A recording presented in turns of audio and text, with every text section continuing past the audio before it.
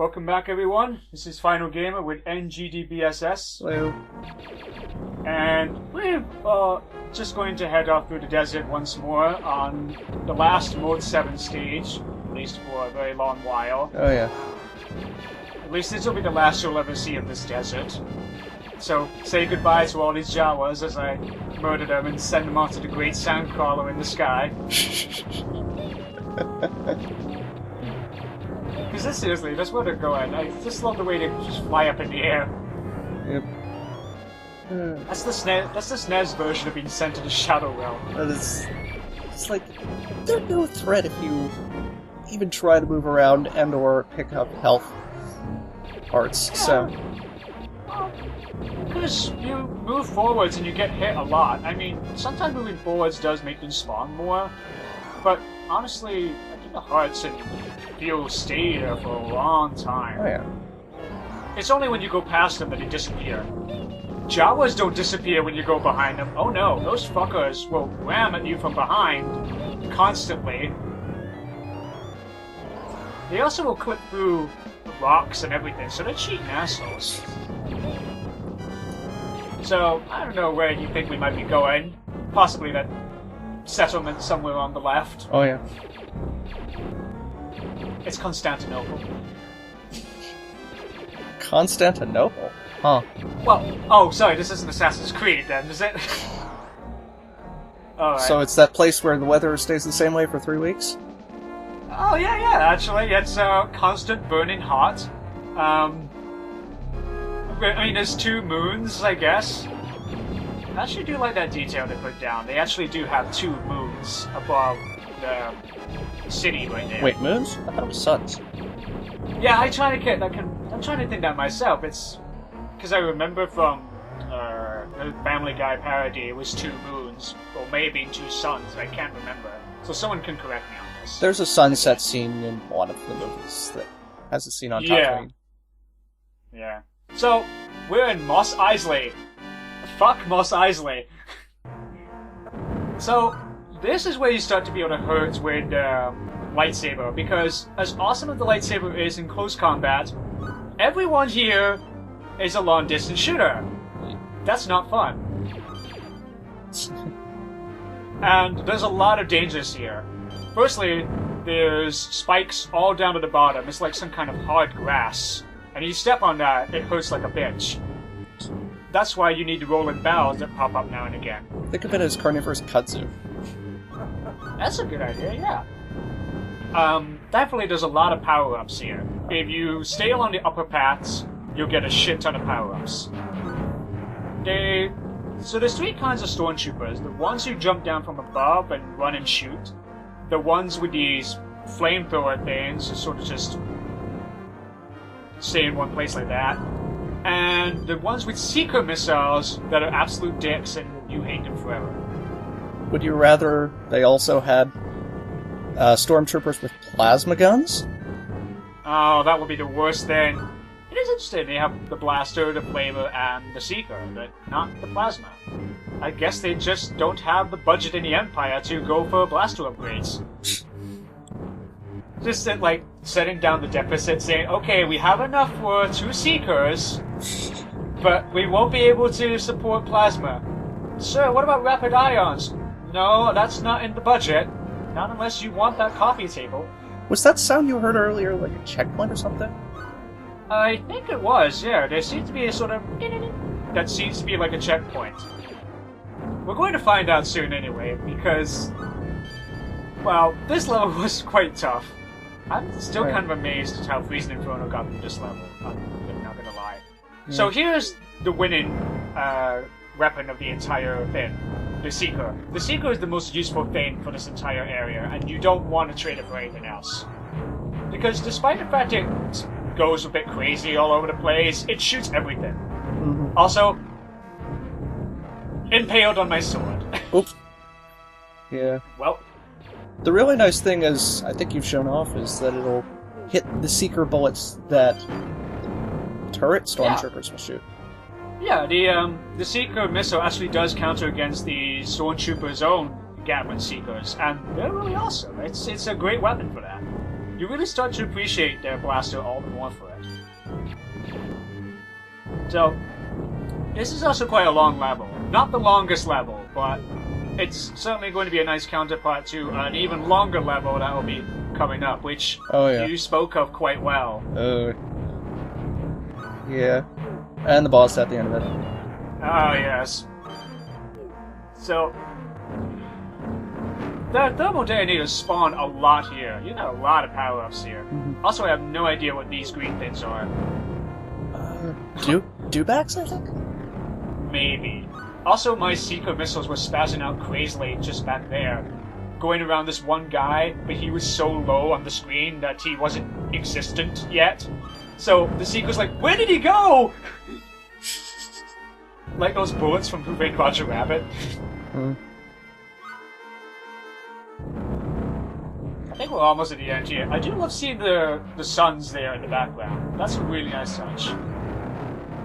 I have to admit, I do love the backgrounds of this game. It really does feel, a alien planet feel. Even though this feels quite repetitive going through it. It's like, oh wow, another building that's on a slope. Oh look, another Dewback. I nearly got stuck here. And time bonuses pop up a lot more, I notice, in these later levels. Which, considering the next level, that's going to be really, really necessary. I think we're at the end now. Yep. Here's our contact! So, the game decides to get really arcadey at this point, because now we have a contact, a Wookiee named Chewbacca, and guess what? We can play as him! Isn't that awesome? Well, there's one issue with that. Not here, of course, but in later levels, where you can swap between characters. Well, I'm gonna tell you now, say goodbye to Luke forever, because I'm never picking him again. Oh! Maybe not. No, I thought that when you started with, that when you swapped characters, your blaster changed, I guess. Maybe that's only when you die. Well, no, actually, if you start with a normal blaster, Chewbacca will have a flame blaster. Yeah. Like, he will start with an upgraded one. But if you have any blaster beyond that, he will also have a blaster that's your level. So, it makes things slightly easier. So Chewbacca doesn't jump as high, isn't as fast, but he has a shit ton of health and an upgraded blaster. Oh yeah. He also shoots a little slower because he's constantly taking his bowcaster off his back. Also, if I try to change weapons, he just growls. That's a great button to have. See, so I'm just gonna say now, this was the level that tricked me up the most when I was doing this, because I was like, oh, this level's easy. This is so Final Fight. You just run through and shoot enemies. Yeah, that was okay for most of the level, but later on it's going to get a lot difficult. Oh, wow. I've forgotten how much some of those guys can shove you around. Oh yeah, the Greedo guys can push you. They're not particularly the worst. Honestly, you kill so many enemies that it doesn't feel a problem. The wolf things are assholes, because when they do the spinning tornado move, they're invincible. So, you have to wait until they're done. Thankfully, I don't give them a chance. I'll also just take this. Tree also has a pretty sweet slide. Very John McClane. So we're almost at the end of the level. Once you get to the bar area, you're almost at the end. The cantina scene was my favorite in all of the Star Wars movies, because I'm like, oh man, aliens are drinking and fighting each other. It's just like Glasgow on any night. Oh dear. And somebody's arm gets cut off as well. It's awesome. So it's just like Glasgow any night. Yeah. In fact, I think I saw this guy once in Glasgow. Barry Longneck, we called him. So, this guy is an asshole, because despite being incredibly simple, he has this absurd reach that makes it really difficult to time when. Oh yeah. So you're just in a damage race with him. Like, Oh, yeah. Look how much health I have at the end of this fight. I almost died. I think out of all the enemies you fought in the cantina, he's the only one that doesn't actually show up in the movie. Well, technically he does. He is... Wait, where? He's actually one of the hollow chess pieces in R2-D2. Oh, yeah. Yeah, he's actually one of the pieces. It was a nice reference. Somebody noted that on YouTube. I thought it was quite cool. Huh. So, we get our own contact, Mr. Han Solo here, ready with his blaster to shoot first, no matter what. So now, we have all 3 characters we want to pick. And like I said, goodbye, Luke Skywalker. We're never using you again, because I'm going to be picking Han Solo for the entire game. And you'll kind of see why. This next area really pulls out his talents. I'm trying to remember which part of it would be more useful. Well, firstly, Han, like Chewbacca, also starts with an upgraded blaster. Like, he starts with the Flame Blaster. He possibly jumps a little higher than Luke. I'm not entirely sure, but it is a bit of a jumping advantage. I remember basically all the guys saying that he does jump higher. Also, he shoots one-handed. That's pretty boss. I mean, look at that. It's like, no, I'm just shooting one-handed. No one doesn't care. So, what other advantages does he have? I think he has slightly more health, but only slightly. He also has this amazing acrobatic leap. I don't know what he does. I didn't know he was on the Coruscant Athletics team. You mean Corellian? Well, it said unknown for his origin, so who knows? Wikipedia, someone get on that. So, Han Solo also has another awesome ability that I really enjoy from him, and I'll be showing it at some point. I think I know what you're talking about. It's really good, and I'm trying to show it off, but these fucking stormtroopers constantly come in. You kind of do want to grind a little bit, but this is a very long level. Like, super, super long. Oh yeah. You get to the mini-boss and think, hey, is that the final boss of the level? No, you've got the other half of it. No. I mean, the mini-boss isn't that difficult. Honestly, I like the mini-boss, but it's the boss at the end that can really kind of mess you up. I was talking more pace. You think, you get to the mini-boss and think, hey, that's the boss, and realize, oh no, you've got more. Yeah. So, this is one of those levels where you think, I better grind, there's lots of enemies, and I want to get all the stuff. Yeah, it's the longest level in the game, possibly, so you kind of don't want to grind too much, otherwise you won't have enough time. I actually, during a test run, game over on this just by running out of time. So, that was rare. So, okay, here we come to the mini-boss coming up on the right section here, once I deal with these. Time bonus, which I'm very thankful for. And once I got a shield, I was cocky enough to go, yeah, let's do this. So, here's a mini-boss in the whole area. This one stormtrooper was like, oh man, I'm gonna, nope. So, this maintenance droid just goes crazy on me, and you think, oh hey, I'll take the arms off. Nope. Then it tries to get you with these. And here's where Han is awesome. He rolls. It's like really long compared to Luke or Chewie. Yeah, I mean, firstly, it's a great roll. Secondly, he comes out of it really fast. So he can just pull out with the guns like anything. It's a perfect Indiana Jones style roll. I love it. So, that boss was not particularly hard, but you think that now we get to the main area itself. The docking bay. And at least it's a different area, I guess. It's a change from Mos Eisley with all the stormtroopers. Oh wait, no. There's another stormtrooper there. Never mind. Plus you've got debris from everything you kill that's not a stormtrooper. Yeah, that's the worst enemy in this entire area. Fucking debris. It's honestly the worst in its entire level. It's not going to be a shot that kills you, it's going to be this debris knocking you around. And there'll be moments when you're like trying to get some health back, and then a debris comes and knocks that health away from you, and you're like, well, I just wasted 10 seconds. So, that's really annoying, suffice to say. Those giant claw fins will grab you, and they take like 2 hits off you. Super annoying. Honestly, this is not a fun level at all to experience. Anything else you want to impart on this level while I take a long time? think of much, though. Well, Yeah.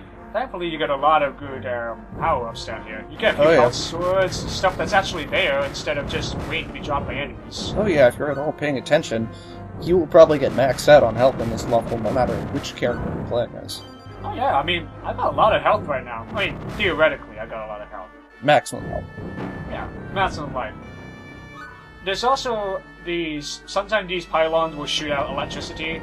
Those are not particularly annoying. You can handle those. But the mines are annoying. Those little red things, when they're on screen, they take about 5 seconds to blow up. And that can really screw with you. I mean, I'm almost dead here. I am desperately trying to find some help. Because, you know, you really don't want to have a shitty blaster for the boss coming up. You really want to get it over with. Oh no. I mean, I tried that, it doesn't work out well. Oh, there we go. The boss will absolutely smack you around if you can't kill him fast. I mean, there is a strategy, it's just, you know, you still gotta do a lot of evasive action, and it's not too easy. Also, I hate this level giving me thermal detonators, and this asshole being such a big sprite that he spawns not when you're above him, but when you're on the same level as him. So I wasted my thermal detonator. There are certain parts in this level where thermal detonators are really useful for just taking out mines at range. Yeah. It's just the problem is they always give you them when nobody's around. Confirmation bias. That's true, I suppose. Oh my god. You get some good health here and all. And if you're careful and don't rush too much, it's not an amazingly tough level. It's just long. And the longer a level is, the more opportunities enemies have at taking pot shots at you. Mm-hmm. Seriously here, like, what am I gonna do with this? There's no enemies around here. I just do it out of spite. And then there's these maintenance droids, which take ages to blow up and have one shitty little heart, which you will probably lose from the debris. So, it becomes... All you've done was lose 10 seconds that you really could have used. I mean, we're getting down to about 2 minutes left for this mission, otherwise I'm not going to make it. And I'm getting quite worried here. I mean, I can get rid of the boss quite easily. Like, if I have a charged up plasma blaster, but I want to make sure I have enough time to do so. Still, debris hits me. Thankfully, I'm not going to be aware of this yet, but there is a heart coming up here. I think there's one last healer. Maybe not. You guys just get lucky with gathering enough. These little gauntlet areas always... Oh, there we are. Oh, awesome. Now I'm fully ready for the boss. Well, as ready as can be. Yeah, pretty much. I mean, charged up with a plasma blaster. I'm kind of surprised I haven't died on this level. Yep, this is the last little stretch before the boss. Yep. I thought it would be like an extra heart or one up here, but no. So the stormtroopers had enough of our shit, just decided to get the hover combat carrier out. First thing you want to do is get rid of the afterburners, because those things annoy you so much even when you're rolling, which is quite useful in this battle. Rolling all the time helps. Oh yeah. But these things, the afterburners, can hit you even on the ground, so that's the main problem. Rolling is something I never mastered, so maybe that's why I had so much difficulty with this boss. Well, yeah, that may seem to be it, because I found out that rolling is the only way you can really win this battle without taking too much damage. Also, this is where the budget went. I can see now. So, we'll put your rapid ion blasters on the hover combat carrier. That'll work. Sir, he's kicking our ass! Sir, I spilled my drink!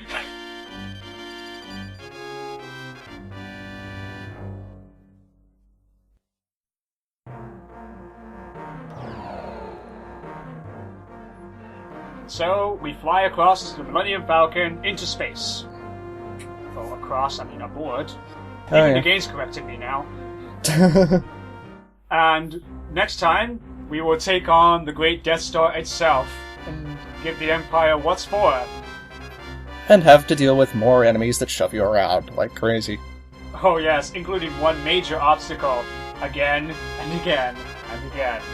Oh, yeah. Tune in next time